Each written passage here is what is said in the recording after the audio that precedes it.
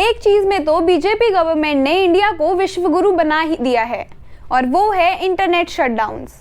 पूरे वर्ल्ड में सबसे ज़्यादा इंटरनेट शटडाउन्स इंडिया में होते हैं। और सिर्फ पिछले साल ही नहीं, हमारी गवर्नमेंट पिछले 6 सालों से इंटरनेट बंद करने में नंबर 1 पे रही है।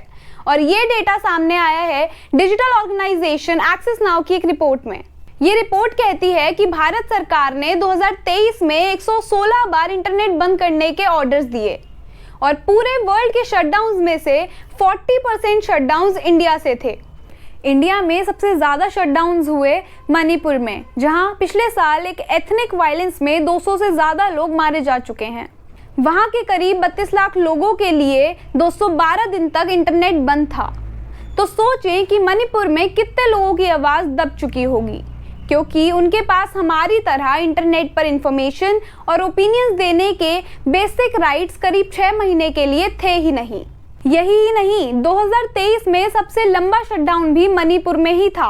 और तो और सिर्फ मणिपुर ही नहीं, पिछले साल 13 स्टेट्स और यूनियन टेरिटरीज में कभी ना कभी इंटरनेट बंद हुआ है। और तो और सरकार अब इस शटडाउन की ड्यूरेशन भी बढ़ा रही है।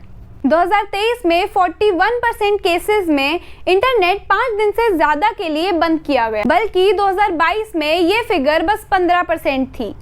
ये रिपोर्ट ये भी कहती है कि पिछले 5 सालों में गवर्नमेंट ने 500 से ज़्यादा बार इंटरनेट शटडाउन करने के ऑर्डर्स दिए हैं, जिससे दुनिया की सबसे बड़ी डेमोक्रेसी के लोगों को अंधेरे में धकेला गया। एक तरफ तो मोदी सरकार डिजिटल इंडिया के नारे लगाती है, और दूसरी तरफ कन्वीनियंटली इंटरनेट बंद करके लाखों लोगों के बेसिक मोड ऑफ एक्सप्रेशंस को छीन लेती है।